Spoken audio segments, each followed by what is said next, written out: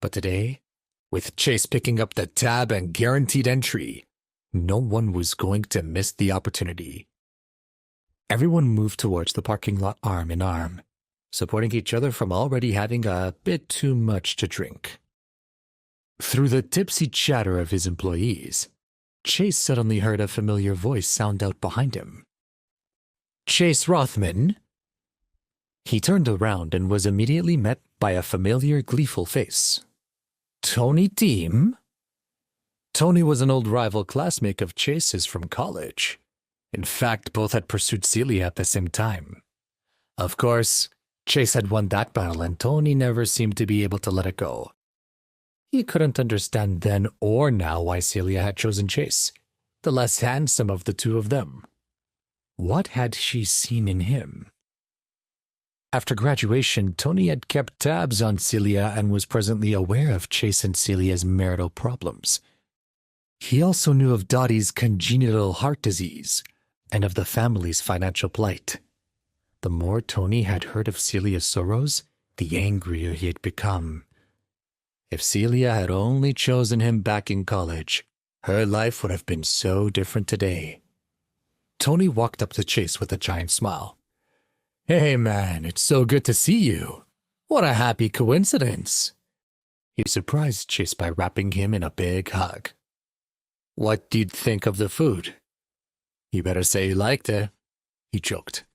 "I'm managing the Smith restaurant group these days, so if you didn't like it, you're pretty much insulting me."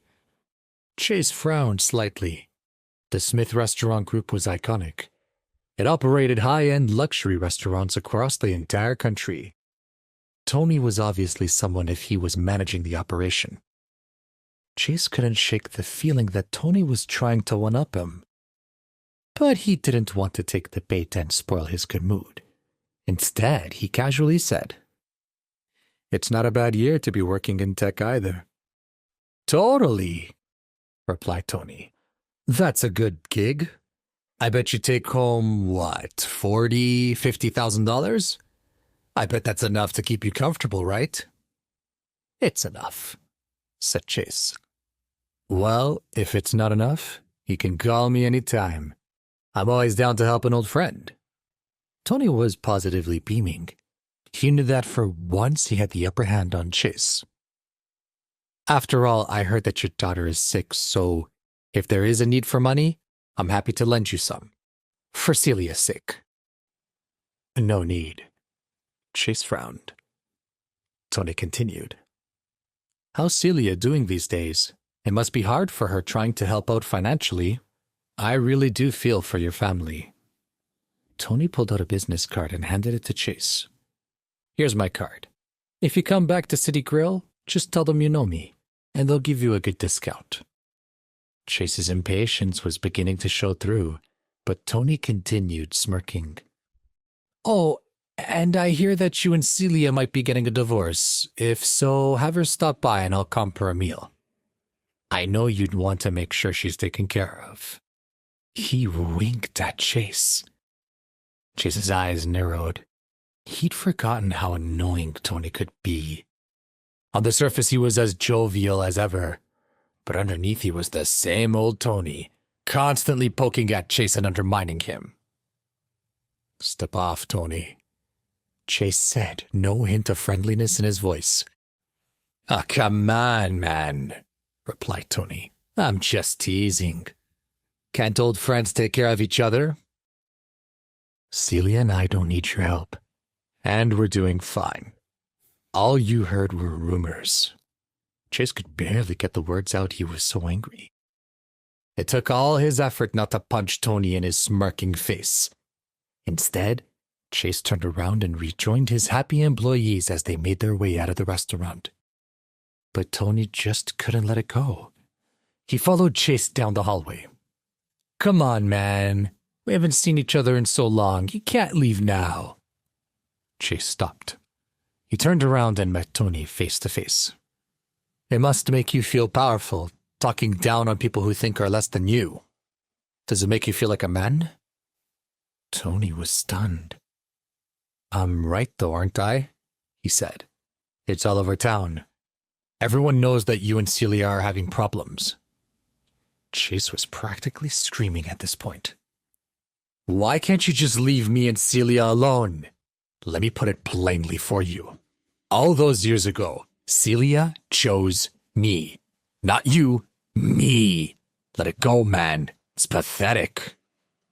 And with that, he left Tony standing alone in the hallway of City Grill. Tony froze in his tracks. Had he misheard? What did you just say to me? I'm not in the habit of repeating myself. Chase replied coldly. I can't believe you're calling me pathetic. You're the pathetic one, Tony exploded.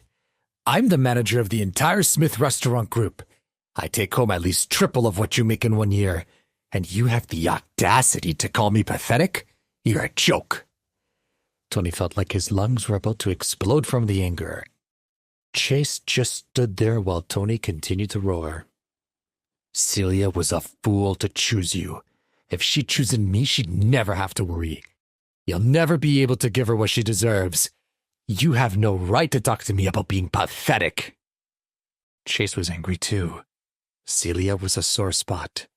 He knew that he'd let her down all these years. He didn't need Tony to tell him that. But the fact that Tony was so eager to call Chase out for this failure was infuriating. Meanwhile, most of the Blitz Tech employees were now well aware of an argument between their boss and what appeared to be the manager of the restaurant. A few walked back to where Chase and Tony were standing and raised their voices in support of Chase. What's the problem? Did you just call Mr. Rothman pathetic? He just patronized your establishment and bought dinner for 100 employees. You should be thanking him. Hearing this, Tony burst out laughing. Are you kidding me? There's no way this loser bought you all meals. Maybe some kind of $1 Happy Meal. But dinner at my establishment? No way. You're all pathetic. The dozen or so employees that had struck around were now fuming alongside Chase. Tony wasn't just insulting Chase. He was insulting them. A few rolled up their sleeves in preparation for a fight. Tony remained unfazed. I think it's time for you all to leave, he said to the group before taking out his walkie-talkie and calling for security.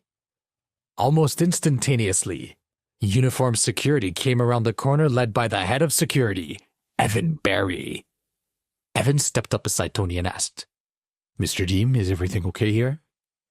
Tony pointed at Chase and said, I'd like you to escort this man and his friends out of the restaurant immediately. Evan hesitated. He took another look at Chase before turning to Tony and whispering quietly. Please subscribe to the Pocket FM YouTube channel and press the bell icon for instant notification. Check out our channel for more such exciting shows.